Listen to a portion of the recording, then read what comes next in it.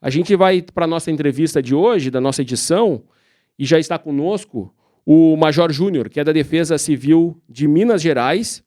Ele atuou nas tragédias de Mariana, em Brumadinho, tem experiência também internacional em eventos climáticos fora do país, e esteve aqui no Rio Grande do Sul, colaborou com uma equipe que veio de Minas Gerais e esteve à frente também dos resgates, enfim, atuando, colaborando com a Defesa Civil do Estado. Major Júnior, obrigado pelo seu tempo, obrigado por participar conosco aqui do Unisc TV, do Plantão nas Enchentes. Seja bem-vindo.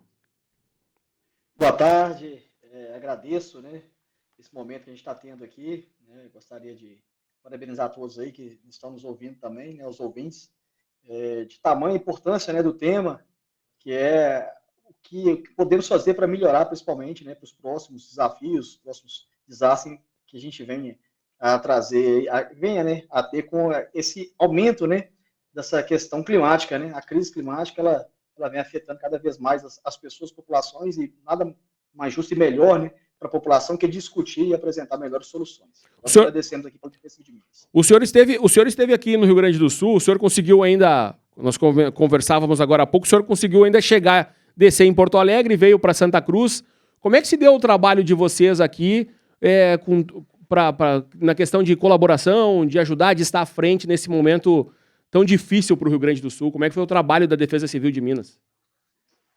Nós inicialmente, né, logo que já aconteceu o desastre, nós já descemos ali no feriado, e aí nós conseguimos sim, realmente, né, desembarcar aí em Porto Alegre, e a gente já via, né, que o rio já estava, né, subindo, aí, o Guaíba, né, e já nos primeiros dias já de atuação, nós percebemos que a situação não seria fácil, a permanência até da equipe aí, que a gente estava instalado em alguns hotéis na parte mais próxima ali ao rio, né, na área central, e tivemos que trocar, inclusive, de hotéis, né, 2 vezes ali, para poder ficar numa área, né, onde não tivesse alagamento. Inclusive, teve dias lá que a energia também, né, teve queda de energia, a internet também não estava funcionando, e a gente estava atuando de forma integrada com os demais órgãos no sistema de comando e operações que foi montado no Comando Militar do Sul, né, na sede ali do quartel, né, do Exército.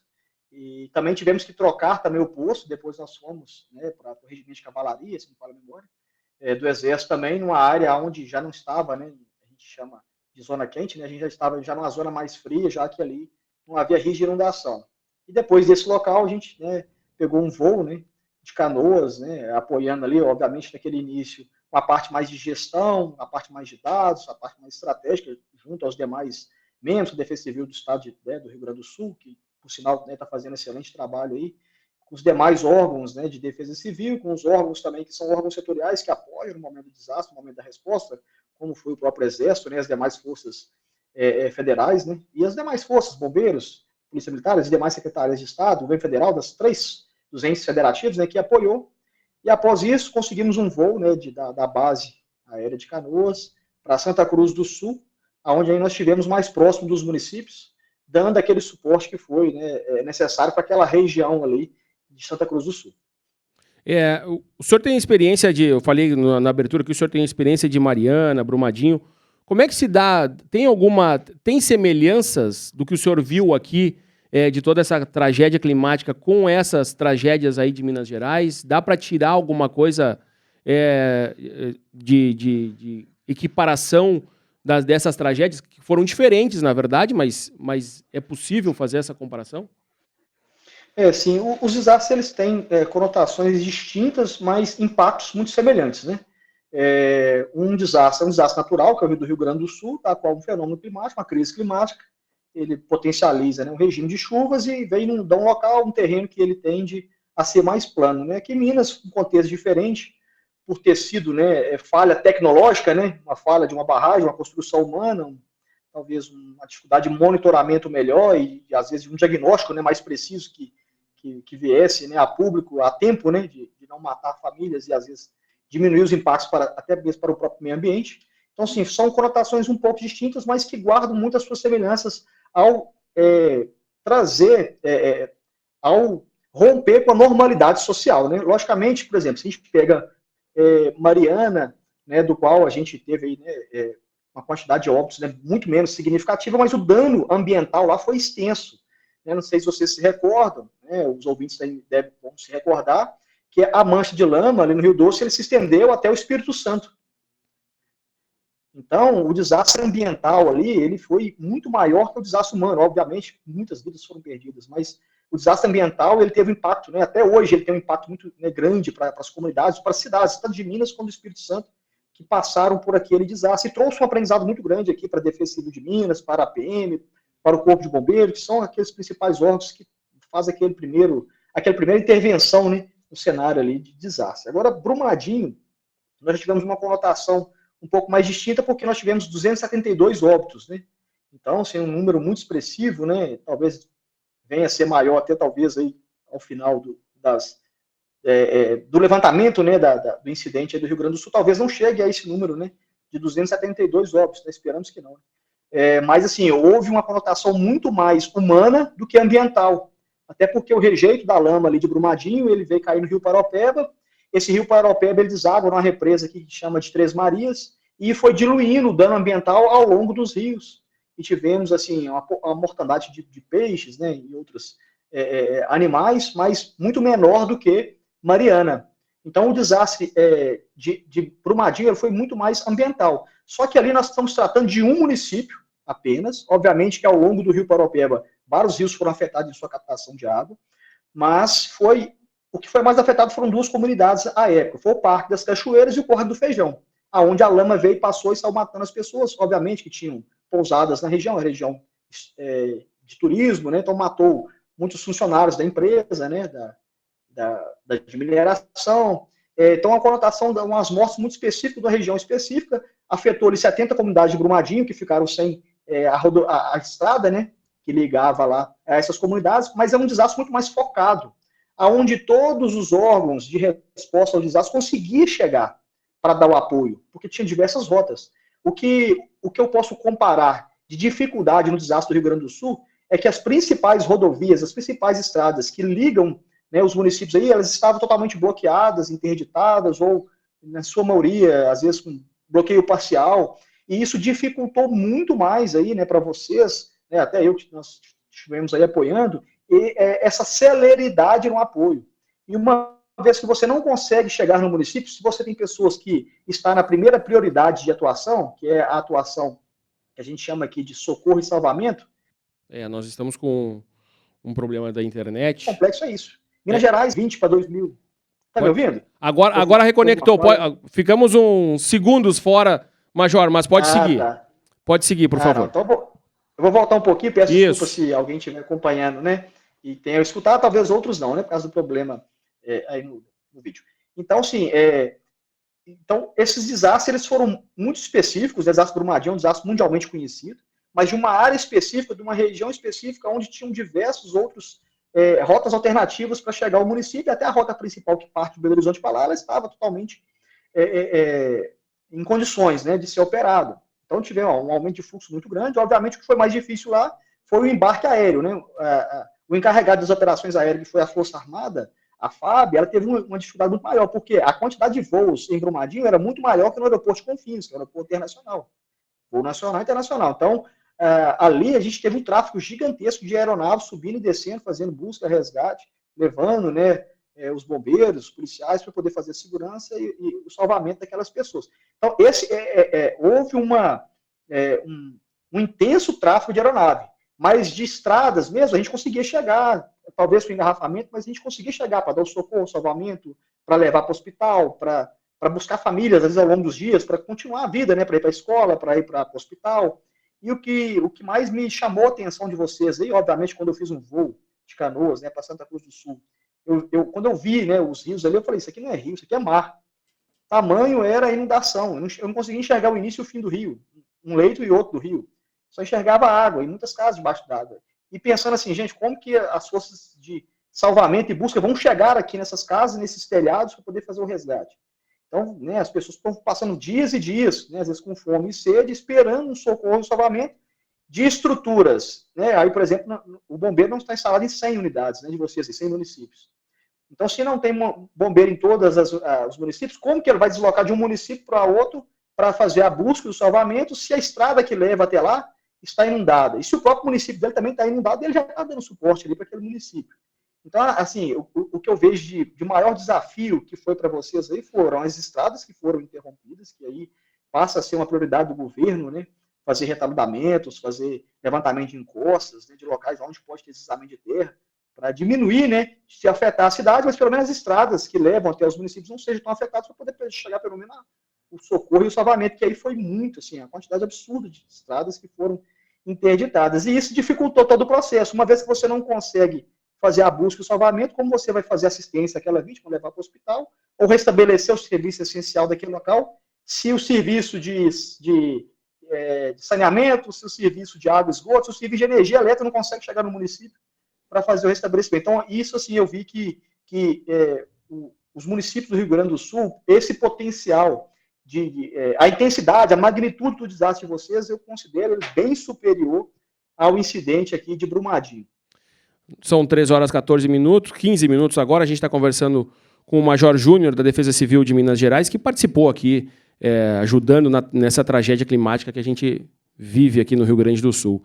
Major, com relação a tentar reduzir os impactos, a gente viu que logo no começo, quando começou as buscas, os resgates, a gente viu muita inovação, né? Os aplicativos sendo desenvolvidos para ajudar na questão dos abrigos, na questão das doações, para otimizar esse tempo, para que isso chegasse nas pessoas, inclusive nas áreas que foram muito afetadas. O senhor acha que esse é o principal agora da Defesa Civil, das Defesas Civis, eu acho que do Brasil, porque a gente tem visto cada vez mais esses problemas climáticos aumentarem? É isso que tem que acontecer? Uma preparação melhor para tentar reduzir esses impactos nas comunidades? Obviamente, com certeza. Todo grande desastre, né, todo incidente crítico que ele traz uma aflição muito grande para a comunidade, ele traz resultados, né, consequências. Né? Obviamente, a gente tem danos, prejuízos, né, infelizmente óbitos, pessoas lesionadas. Por outro lado, há uma cobrança maior da comunidade, da sociedade, das próprias câmaras, né, legislativas, das assembleias legislativas, no sentido de aperfeiçoar as normas e, ao mesmo tempo também, que essa norma aperfeiçoada, ela, no executivo, ela seja realmente executada. Você tenha modificações de cenário para que, se futuramente isso vier a acontecer novamente, que a gente esteja mais bem preparado para atender melhor a nossa comunidade. Aqui em Minas Gerais, por exemplo, a partir do ano de 2019, nem digo 2015, porque quando rompeu a barragem de Mariana, nós tivemos muitas melhorias no estado, mas nada se compara a Brumadinho. Né? A Brumadinho foi o segundo incidente, e ele trouxe uma inovação. A gente teve aqui no estado a Lei Mar de Lama Nunca Mais, nós tivemos decreto de regulamentação dessa lei, nós tivemos regulamentações, resoluções específicas dentro das secretarias de Estado para regulamentar o plano de ação de emergência de barragem. Que é, se essa barragem vier a se romper, o que será feito? Opa, mas espera aí, eu espero ela romper para eu poder atuar? Não, vamos trabalhar na prevenção. O que eu tenho que fazer, que eu tenho que exigir desses empreendedores para que eles adotem como medida preventiva ou mitigatória de danos e prejuízos? Quais são os monitoramentos que essas empresas devem fazer para melhorar esses acessos? Quais são os treinamentos que devem ser feitos? Essa barragem ela pode operar se ela tiver, se esse plano de ação de emergência ele não for aprovado? Não pode mais. O estado de Minas é o único estado que tem uma regulamentação própria para regulamentar os planos de ação de emergência. Falar onde a mancha vai passar, quais as casas poderão ser afetadas, os transportes públicos, os hospitais, ou seja, tudo que vai ser afetado. E ali, ao mesmo tempo, ele tem que trazer para a gente qual é o plano dele para mitigar esse problema. E o Estado se prepara, o município, com um plano de contingência específico para poder dar uma melhor resposta. Em 2019, isso não era feito dessa forma. Era bem incipiente. Hoje em dia, não. Esses planos eles devem ser aprovados. E o Estado está muito mais bem preparado para poder evitar esse desastre. E se ele vier a acontecer, infelizmente, nós estaremos muito mais bem preparados. Você citou aí, por exemplo, aplicativos que foram criados para monitorar abrigos. Né? Aqui em Minas, por exemplo, o estado aqui, nós desenvolvemos aplicativo para poder saber até onde se pega corpos, entendeu? Brumadinho, nós tivemos uma dificuldade muito grande de monitorar onde é que estavam as regiões onde tinham mais óbitos ali, porque guardava semelhança. Se as pessoas que ainda não foram encontradas trabalhavam no setor X da empresa, e parte dessas pessoas foram encontradas num remanso tal, então possivelmente as demais serão ali encontradas. E ali mapeadas, com latitude e longitude em aplicativo, e com foto e tudo, aquilo ali facilitou as buscas e os salvamentos, trazendo, né, para essas famílias, pelo menos, uma maior esperança, né, uma maior expectativa que aquele ente dele ali, que se infelizmente tivesse, né, falecido mesmo, que viesse a ser encontrado. E isso só foi possível, né, infelizmente, com o passar dos anos, as próprias crises. Então a Defesa Civil só trabalha após crise? Não, a gente já tem o nosso trabalho, só que muitas vezes a capacidade, tanto do Estado ou da iniciativa privada, muitas vezes ela é superada por certos fenômenos, ou climáticos, ou tecnológicos, como foi a barragem. No caso de vocês, né, mais de 400 municípios, né, ou seja, você acabou de citar aí 95% dos municípios afetados pelo desastre. Como atender 95% dos municípios afetados de uma vez só? Uma coisa é você atender 30 hoje, 40 semana que vem, a chuva do mês que vem você atender mais 50. Outra coisa é você ter que atender 400 municípios de uma vez só.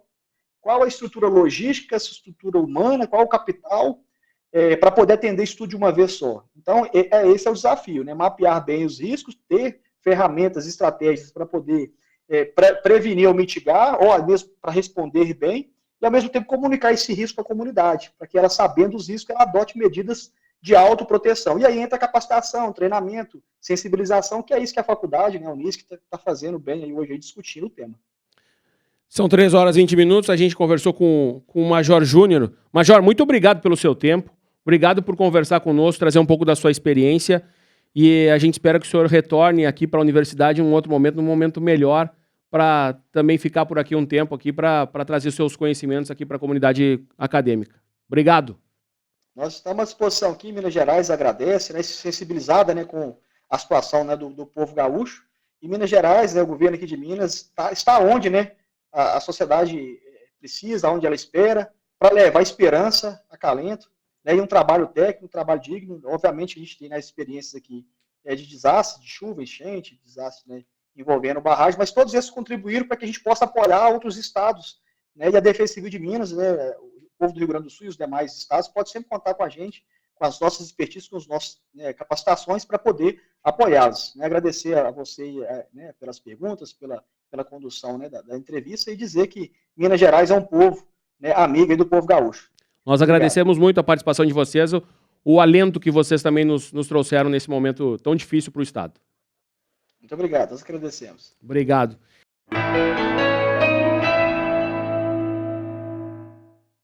Se você está nos acompanhando no YouTube da Unis TV, não se esqueça de se inscrever no canal, ativar o sininho para receber nossas notificações e, claro, seguir nos acompanhando também nas outras plataformas, como Instagram e o Facebook.